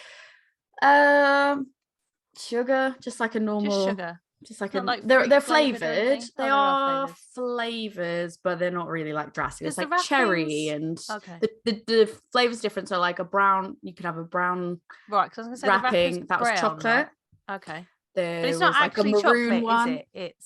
It's just flavored chocolate. That sounds gross. It's an interesting one. And I think Tootsie Rolls are like in general like chocolate quote unquote flavored, and I'm not a massive Tootsie Roll fan anyways. No. But they had like burgundy colored ones, which would be like cherry. Okay. I don't really know what the blue ones were. Well, I don't know. Weird. Blue flavored. But I do know that as a kid, if you undid the wrapper and there was like a Native American shooting a star, that meant you in theory, maybe it was just a myth because I never actually claimed it. You're meant to collect them and then you get like free Tootsie Pops. Oh, okay. But I've never actually proved that was something that was actually like something you do and not just an urban legend. So I don't know. Surely there should be instructions on the packaging of where you need to send them. Yeah, I think there was, like, if you got the big packages, but then like again, I think like maybe just some local sweet shops were like, oh yeah, you bring it back, you get a free candy. Oh, okay. But I don't know again if that was like a widely urban legend. Yeah, it might be an urban legend, and everyone was just like, oh, because I just remember like getting them and then no one would do anything with them. We'd be like, oh, I got the star, and then they became more common and no one would ever claim their free Tootsie Pops. Right. So I don't know if it's just we were lazy, that was probably true, or we didn't know what to do, maybe also true, or it just wasn't a real thing. Not sure. Snickers, which we're going to move on to soon, was named after the beloved racehorse owned by Franklin Mars. And apparently the name of the farm was the Milky Way. So why was it called Marathon over here first? I don't know. Doesn't say that? No, doesn't say that. Because surely, like, if it was always called Snickers in the US, why did we call it something different? I don't know. Let's find out. Hang on. Yeah, I don't know. Nobody knows. One to fact check. And again, this could just be mental floss taking the absolute piss. I don't know. Just saying that's where the name. I mean, it just says Snickers was named after the beloved racehorse. So that doesn't mean that it wasn't changed to that name after the fact. It doesn't say it was originally called it. It could be that maybe it was called Marathon and then they changed the name based on that. I don't know. Or it could be total bullshit that mental floss has made up. Don't know. That's an interesting one. If you know the answer, tell us. Let us know. I feel like there's something I need to ask QI elves. I will. I'll Google it after, like properly Google it when I've got the time to do that. But yeah, it was interesting as well because it says like the farm was apparently called the Milky Way, and it's like that's a step too far. That it seems. That's when I started going. That's a step too far. That's not believable. Yeah, Twizzlers are known for being a licorice candy, but only the black ones actually contain licorice extract. I was gonna say, aren't they cherry or something? Yeah, so the normal ones are really cherry. Taste like cherry. They don't, and I actually don't like them, and they're very hard to eat, and they're waxy, and it's not fun. I like pull and peel Twizzlers, which are strawberry flavored, and they are more like maybe laces. I definitely need to get you some strawberry laces because you never have. I think they look like what I would like. What I know the next of as time laces. We get together, I'm just going to give you like a pile of British sweets that you need to try. I've got your fruit salad. You can film me drumsticks. You can film me having all these like British this feels things. Like shit. This sounds either like an Instagram live or a TikTok live where I just make you eat English sweets. All these things I've never tried that before. That shit. I hate this is shit. This is hard to eat. Too chewy. Too chewy. I'm bored. Bored now. Give me a Kitkat. Give me something hard and easy to eat. Where are the M&Ms? One of the last facts I've got is every 8 hours, the Mars factory in New Jersey produces 2 billion M&Ms. 2 billion? 2 billion M&Ms, apparently. Apparently. Once every 8 hours. That's a lot of M&Ms. That's a lot of M&Ms. Quite small, and there's so much variety now. Like literally, there is so much variety. Peanut butter M&M. I fucking love peanut butter M&M. I like a crispy M&M. Crispy M&Ms, and for the longest time, I loved them as a kid in the US. Couldn't get them anymore. I came over here, and I was like, "Frick, there's crispy M&Ms." in the shop, there's crispy M&Ms. And he's like, yeah. I had them in the US for the first time, and they were saying they were new. So I think they came back. Maybe. But I remember as a kid, like loving crispy M&Ms, and then they disappeared forever. And then I came over here and was like, it's crispy M&Ms. And Rick's like, yeah. What do you mean? And I was like, regular M&Ms, regular M&Ms and peanut M&Ms, and that was it. Yep. And then like I went to the US and there was crispy ones and there was peanut butter ones. So crispy ones were like, it was like regular and peanut, and then we got crispy. So I had that as a kid. And then it kind of went away. Now you've got variety. You've got peanut butter. You've got salted caramel. You've got lots and lots of brownie. These brownie ones are so good. There's lots of them. I like if I see them, I like to get them and try all the like weird different flavors of M&Ms. But then the last fact that I've got for you, that's not candy based, it's just Halloween based. I thought it was interesting that Google released its top searches for Halloween costumes, and which was the top search costume for both 21 and 2022. The top 10 costumes for this year were which Spider-Man, dinosaur, yes, Stranger Things, fairy, pirate, rabbit, cheerleader, cowboy, and Harley Quinn. That's an order from 1 to 10. Wow. I just thought that was such a weird selection, but also like, you have to know like it's going to be searching probably like majority of children as opposed to like adults. But also I just thought it was so weird that it's like people are searching like rabbit costume and dinosaur costume, but maybe they want like the inflatable dinosaur T-Rexes, like maybe, and so they're just searching dinosaur. And I feel like cheerleader and cowboy are like the standard since the dawn of time. Witch as well, really, because I know I've definitely dressed up as a witch for Halloween as a kid, and I've definitely dressed up as a cheerleader as a kid for Halloween, and then just like like Harley Quinn, pom-poms, random. Harley Quinn's quite popular. I had pom-poms. I thought Harley Quinn was probably popular, I thought, when like Suicide Squad came out a few years ago. Yeah, I think maybe the year after. I think she's still popular on her own, yeah. I guess it's because like you can make her very sexy, but like kids can also be her. Yeah. So it's like spanning everyone. And she's got a lot of different looks. Yeah. Do you know Mr. Blobby is? He's that like weird pink thing with like yellow flower splotchy things on him, isn't he? He's a bit of an idiot, isn't he? Yeah, it's just spots. It's just spots. Just spots. Someone had an inflatable Mr. Blobby outfit at Indie Man. Please tell me you took a photo. No, there's videos though on the Indie Man Instagram. That is brilliant. I don't even know him that much, except dancing around the Sure Shot bar a fair amount. I've only seen him being used as like a piss take in I guess we're gonna have to YouTube it because it was a like Saturday evening TV program. He was part of a Saturday evening TV program. Oh, see, I've only seen him being used in like, I don't know, some weird he had number game one show. single. I didn't think he spoke other than saying like Blobby. But there was a song. It's the Mr. Blobby song. Blobby, oh Mr. Blobby. I can't remember the words after that. YouTube that too. Quality. Yeah. Anyways, let's move on to peanut butter cup. What do you have for peanut butter cup? Right, so peanut butter and chocolate. To me, I wanted to try something with coffee in it for it. Oh, okay, I can see that. Yeah. So I've been saving this and I've been meaning to drink it. I've got Umbard's Bock with cold steep coffee in it. I really liked that one just as a beer on its own. I was a fan of it. But also I've now discovered that my porter has got coffee in it. So just try two chocolatey two coffee things that I can try with these. So exciting. What have you got? Well, I think that'll work. So I've gone with the amber lager. I've gone with the Park Brewery Sean H. Marzen. Nice. So I've done that because I did see like ambers and reds being suggested as what could pair with it, and I was like, but those were the weirdest because it was normally a peanut butter porter, a milk stout, or an imperial stout, and it was always like stouts, porters, everything else. And then I saw that, and I was if you have a peanut butter beer, it's going to cut out the peanut butter flavor in the peanut butter.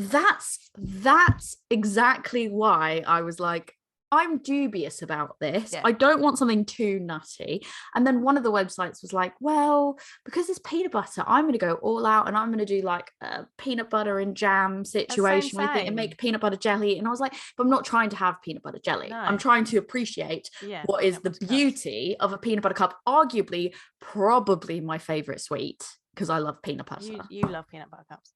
I think the amber lager will go really well because it should have kind of a toastiness to it.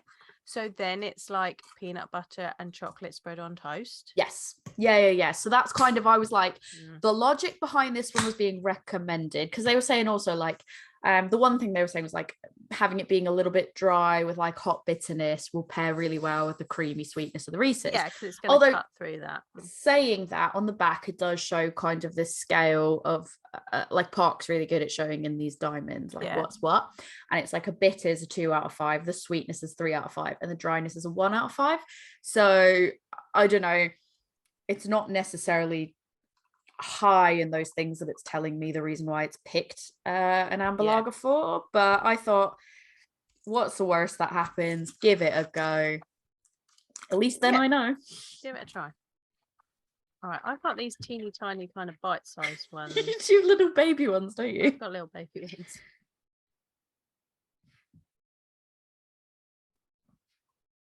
I'm gonna take a sip before I actually try. It's just a really nice beer. I really like this.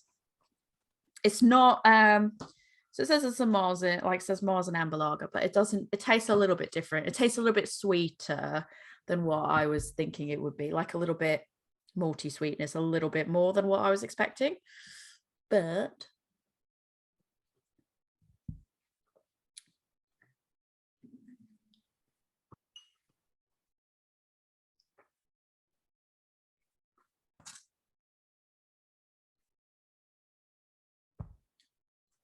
this might be my favorite combination out of all of them, actually, because it is sweeter comparatively than all the flavors. Like the sweetness is probably what sticks out the most about it, and so I was a bit like, oh, I hope it's not too sweet when paired with the peanut butter cup, but it is working really well. Like the grainy maltiness in it is like working really well with the peanut butter cup, surprisingly. So, oh god, this is really nice. My bock is not working so well. I think the coffee is not very strong in this, and it's just kind of malty, and so it doesn't really do anything with the peanut butter cups. Now the track porter with the coffee in it, I'm getting like peanut butter, chocolate, coffee as a really good combo. I like it. Yeah, it says on here like slightly more bitterness than a Helles, but like I genuinely, like with the other beers when it was paired with something sweet, like it really brought that bitterness out. I literally get such little bitterness in this compared to what I was expecting. The bitterness in a Marzen is there to balance the very sweet malts that are used in it. Yeah, and that's what, like, I think it's the thing of like a sip on its own, it was sweeter than I expected it to be. Yeah, because I still didn't really get that bitterness. Like I thought, like, you're right, it's there to balance it, but it was almost sweeter than I expected it to be because it didn't have that balance out. So I was really worried that it was gonna be, especially because it's saying out of all these, like it was saying it'd be quite sweet, but I was expecting to taste the bitterness a little bit more, especially after the peanut butter cup. But it has just paired really, really harmoniously. I really, really like this combination. I can confirm that coffee flavors with peanut butter cups is a good idea. I feel like I could easily have another peanut butter cup with this. It's good. I fucking love peanut butter cups though. Honestly. So many people are just not into peanut butter. And I get it. That's fine. But also, I feel peanut sad butter for me. I feel sad because peanut butter is so lovely. I don't. That's more peanut butter for me. That is true. That is true. I did find when I was Googling all these candies, an interactive map of the US. Yeah. Based on what was popular where. It is pretty great. Think of a state, and I will go and find that state. Michigan. Oh God. Okay. Well, I actually have to scroll down to the long list because I'm like, fuck, where is Michigan?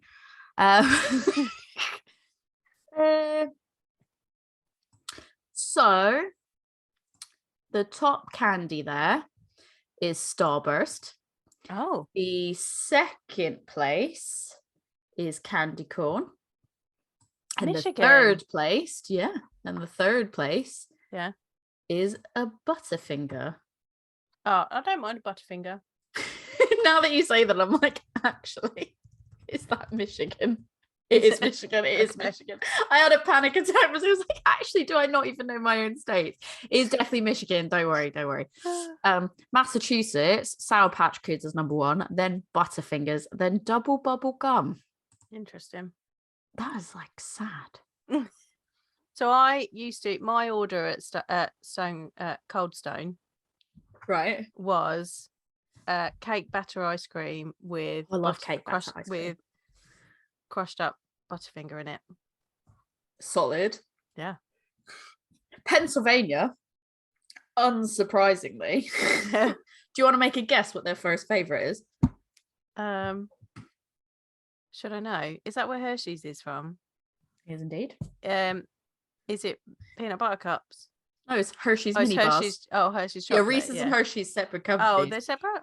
Yeah. Different companies. Oh, I thought they were the same. Hershey's mini bars. I think Reese's is its own company. I thought Reese's was Hershey's.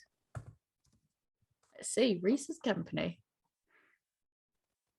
Oh, they are. Yeah. No, hold on.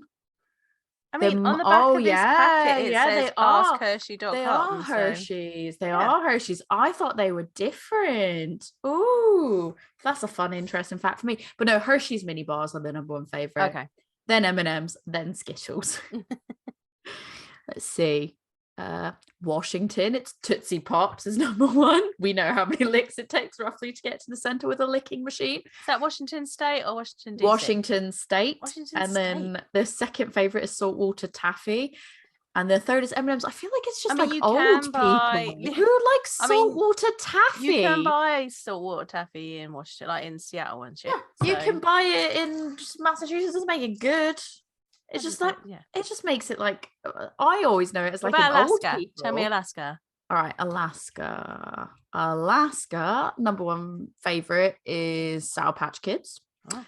Second favorite is Twix. And third favorite is the Milky Way. Do you want to know who likes Reese's Cups as number one? Yeah, go on. Oh, both Florida and California. Florida and California, wow. Woo! Anyone else? Kentucky. Oh, I mean, North Carolina. Let's keep going. Anyone else? Well, and Wyoming. Wow, okay. Reese's Cups are real outliers there. I expected it to be more like Maine states. Like, I'm not suggesting that. I apologize for anyone from those states. You're going to upset some people now. But I don't mean like they're not main states, but I expected them. States out there that like the peanut butter cups. How dare you? What I was expecting it to be like I don't know. I guess Florida is one. So that's that. We got that, but I was expecting it to be more like big. I guess that. When I say bigger states, actually the ones I'm thinking like New York or something like that, and it's like no, it's not. What does New York like? New York like? Let's finish off on New York. Sour Patch Kids number one, Hot Tamales number two. Do you want to take a guess on what number three is? No. Candy corn. Really? New York. What are you doing, New York? What are you doing? Terrible. Yeah, honestly. God. Honestly. There blows your thinking that the bigger states, air quotes, are going to like the bigger states. Candy. What I meant was more like the places that people go and travel to, like that. That's not the ones that people recognize. Yeah, outside, because like normally I say like Massachusetts and they're like Florida, and I'm like no. I tried to find the top candy in the UK, but all I got was a website that was like the best UK Halloween candy in 2021, and then this website was like pumpkin patch cakes from Cadbury. What even are those? It's literally just like those cakes that are just reskinned to be Halloween themed, and then they're like Cadbury's skeleton fingers, which are just chocolate. The chocolate fingers. Cadbury's fingers. Mr. Kipling's terrifying toffee swirls. I was like, these are not things you'd give out. And I tell you what, right? I tell you what, toffee swirls, get in the bin. Like Viennese whirls. Yeah, thank you very much. Toffee whirls, get in the bin. I don't disagree. What are you doing to me? And you know what? I had a different one the other day because I went looking for Bakewells for Gordon. As we've said, he likes a festive Bakewell. I know it's September, but no, we're in October now. The festive Bakewells have started to appear, so that means we have to buy those.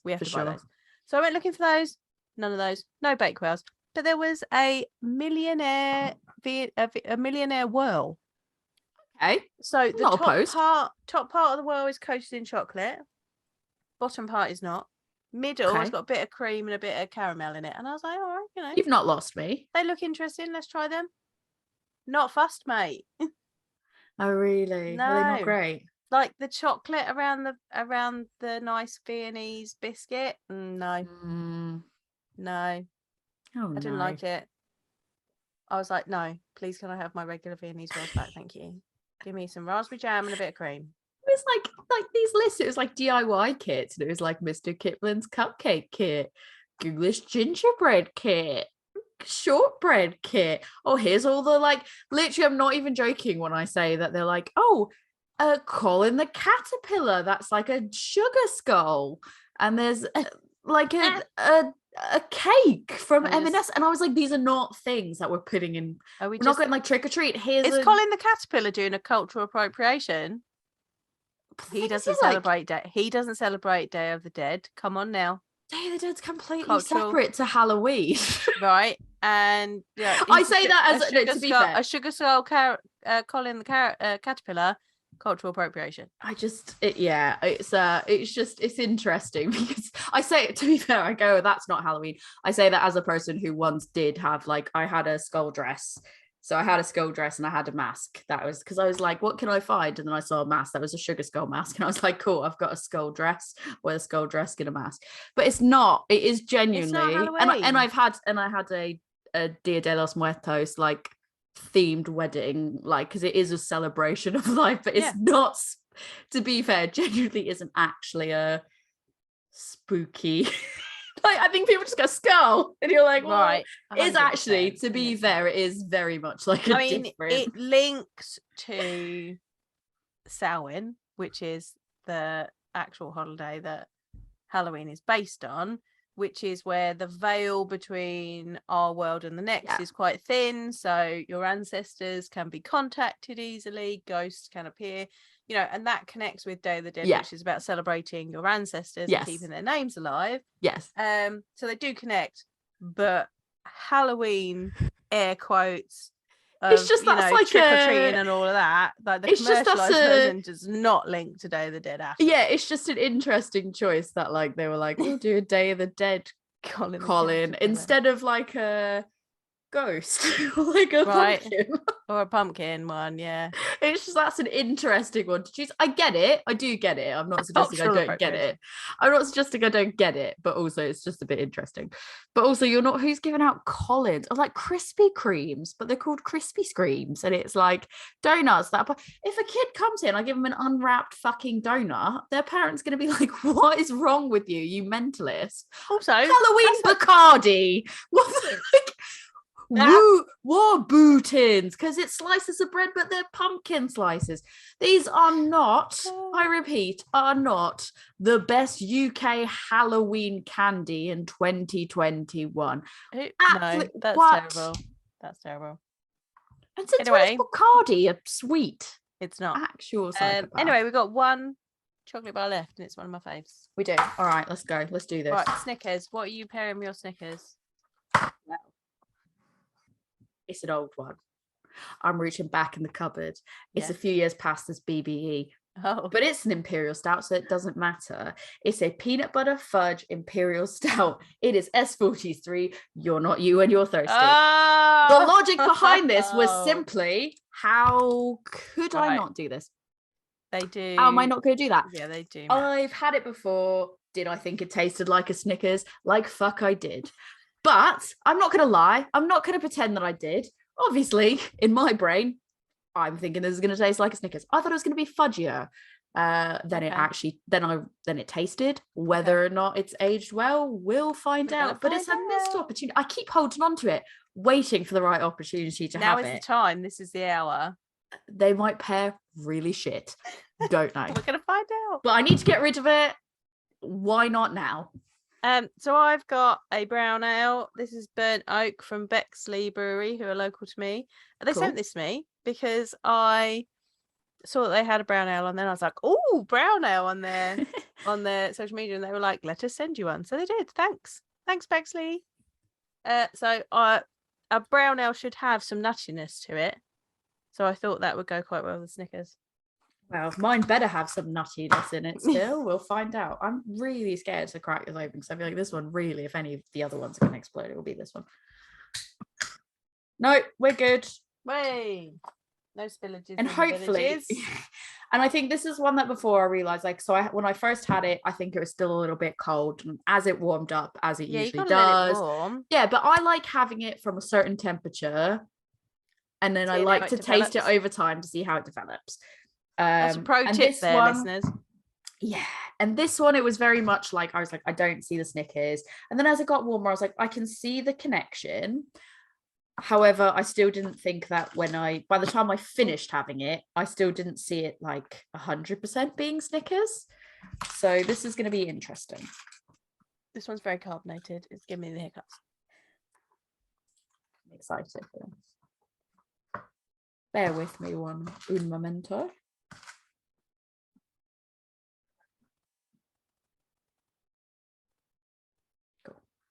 All right, let me have a sip of this bad boy.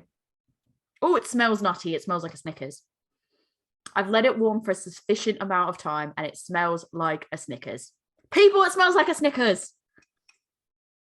Oh, people.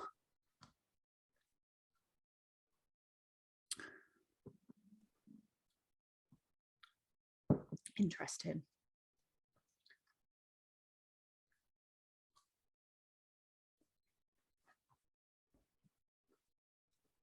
They're not allowed to call it this anymore. That you're not you when you're thirsty. They've had to change. Haven't they had to change the label? Didn't they call it like the one we can't name or something? Something like that, yeah. This is the original first release. It was very boozy tasting. It is 9%, so I thought I'd end on a 9%er.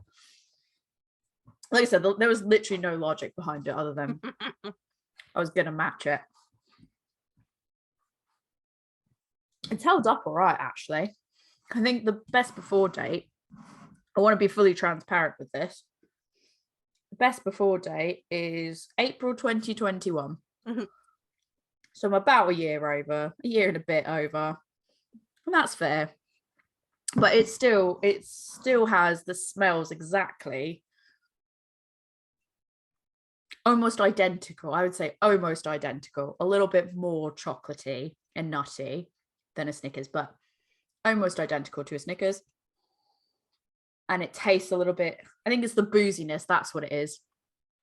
It smells a little bit too boozy to be a Snickers, and it tastes a little bit boozy. But overall, it's held up all right. I'm trying to get a separate Snickers out of my fun size bag because I tried my Snickers. That's a Milky Way. Oh, I tried my Snickers with the brown ale. Now, brown ale is delicious, but it's got caramel and toffee notes and a bit of nuttiness. And so it's got all the flavours of the Snickers, and the Snickers in itself cancelling each other out. So that doesn't work. I tried it with the coffee porter. That doesn't work. It's taking all the sweetness out of the porter and just leaving me with like a bitter roastiness that's not working. So we're going to try this with the dark lager and see how we go. This is paired surprisingly well. Yeah. With the You're Not You and You're Thirsty. Because I was thinking it was just going to either be too same or that the taste of the You're Not You and You're Thirsty was not going to have held up.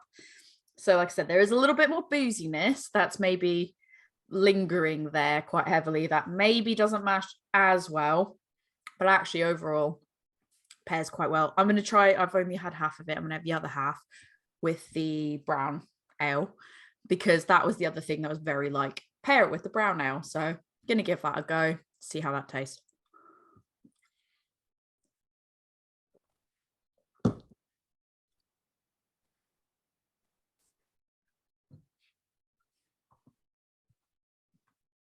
I think it's better with the dark lager than any of the others. But really, I want a dunkel. I can see that. I think I want a dunkel to pair it with, and I don't have one. So I just took one half of that half left and had the brown ale. There's still too much lingering bitterness for me there. Even though that was one of the top things everyone said to pair it with.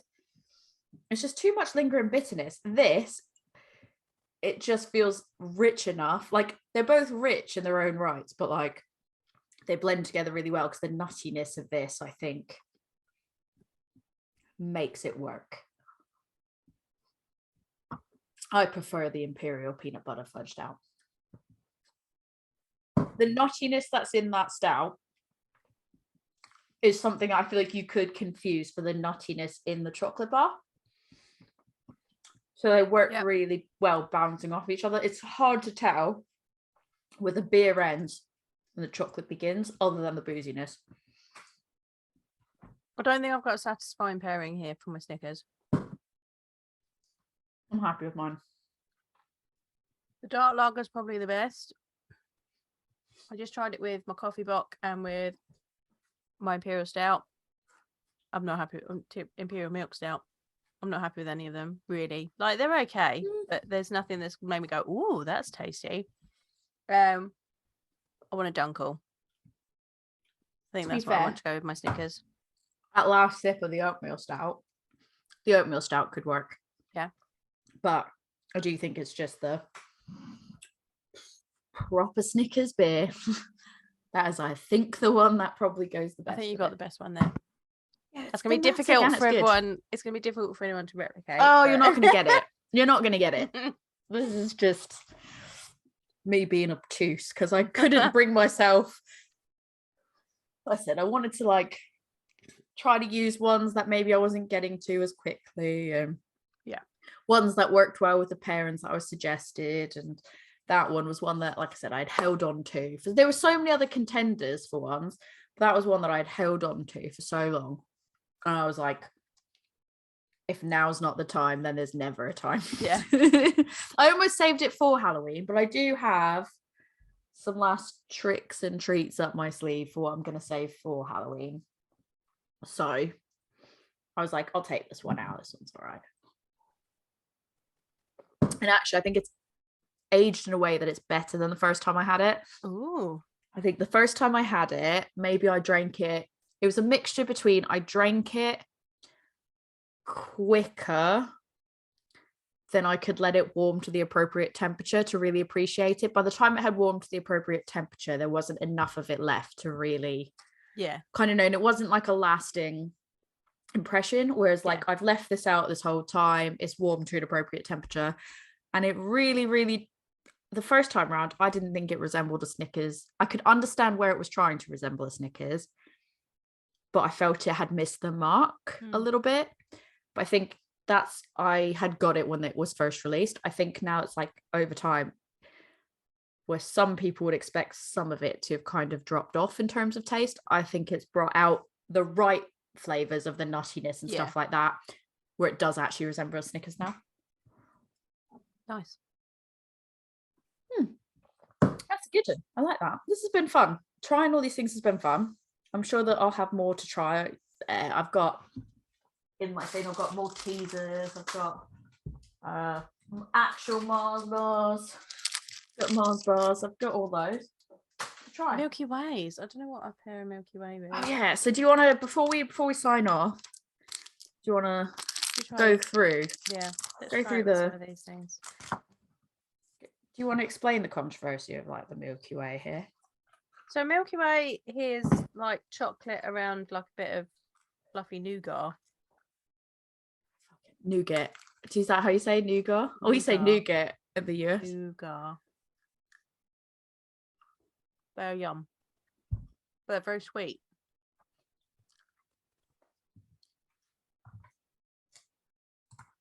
Because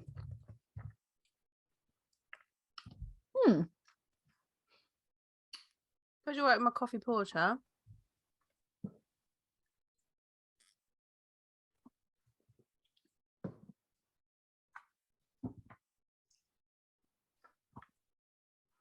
It doesn't really pair with the Snickers. There's too, because I think the nuttiness is too much. Doesn't work. Yeah.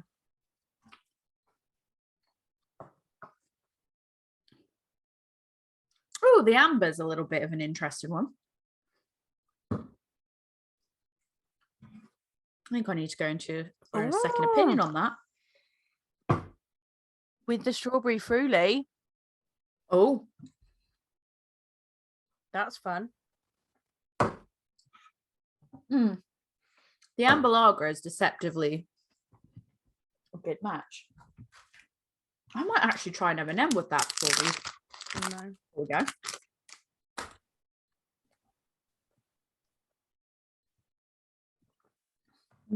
Oatmeal, it's just too. My brown ale is quite nice with it. That really brings out kind of the bready nuttiness of the malts in the brown ale. I really like it with the fruity because it's like chocolate covered marshmallow with strawberries. I was just gonna say marshmallow. That's yum. I think the oatmeal stout is almost like it's making the roastiness go like too much that it's not as like I enjoy roasty, but it's almost balancing it in the wrong kind of way. Yeah. I'll try it with the brown ale. All these are like, it brings out the bitterness is still strong, but it's bringing out a dried fruit in the brown ale. That's weird and interesting.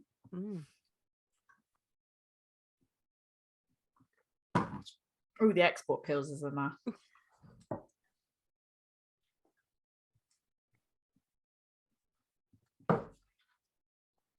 White IPA. Yeah. That's surprising. Someone's making it a bit floral. Interesting. Very delicate and floral in comparison. The bitterness is very subdued. And it's very floral, light. Surprisingly enjoyable, actually. Milky Way and fruit beer, I think, is the way forward, you know? The only problem with the Milky Way is, or a Three Musketeer, is it does leave your mouth just like smacking your lips, like trying to get the rest of the nougat out.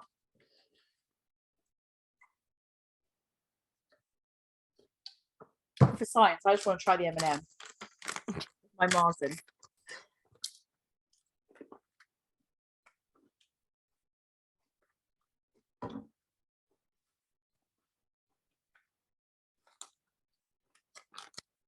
Not bad with the Marzen. It's not great with the white IPA. But the Marzen's not bad. Right. Oh, I've officially got a stomach ache.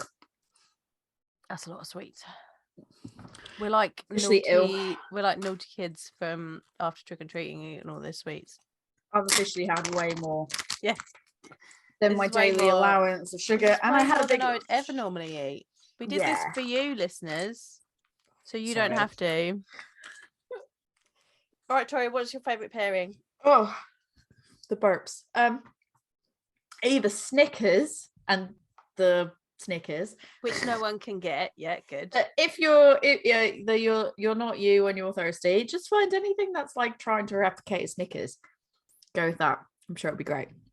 Or whatever other imperial peanut butter fudge stout you can find. Maybe just try an imperial fudge stout or imperial stout and see how it goes. But that paired really well.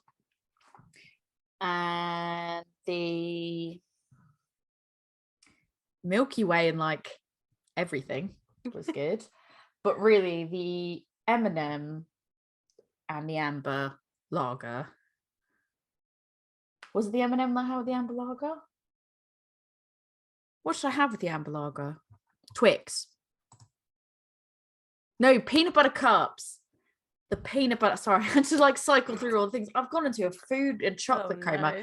I was like, none of those things sounded right, because the M&Ms actually did work well, better with that than the Pilsner. But the peanut butter cups, I think for me, the top was either peanut butter cup and the amber lager, or the Snickers and the Snickers. What about you? What was your tops? That surprising Milky Way with the strawberry bit, with the strawberry fruity, that was really lovely. Like, I think you could pair a Milky Way with a fruit beer, easy peasy, and it'd be lovely. Or the Twix with the coffee porter, delicious. I think most surprising was kind of the Milky Way with anything. Yeah. Not necessarily my like favorite, but the most surprisingly pleasant was the Milky Way with like the majority of them. So, oh God, I'm in a food coma now. If people want to talk to you about how you chose your pairings, Jo, where can they talk to you? If you want to talk to me, you can come to my beer school, which is Love Beer Learning, on Facebook, Instagram, Twitter, TikTok and Pinterest. And I do have some other food and beer pairing resources you can find there, which help you pair other foods with beer. You can also come to my website, which has got a blog post about beer and candy pairings. And that is lovebeerlearning.co.uk, or you can email me, ask me your beer and food pairing questions at lovebeerlearning@gmail.com. Tori, if they want to speak to you about how long you've held on to that beer, where can they talk to you? Yeah, if you want to either praise me or chastise me, you can find me on Instagram at adventures_in_optimism. I'm also on Gmail at adventuresinoptimism@gmail.com, and I will answer the podcast emails at a women's brew podcast@gmail.com. And you can also get us as a women's brew on all the platforms: Facebook, Instagram, Twitter, YouTube. Oh, all right, let's go be physically ill with the rest of these sweets. You're welcome, listeners. Not looking forward to Halloween. Cheers.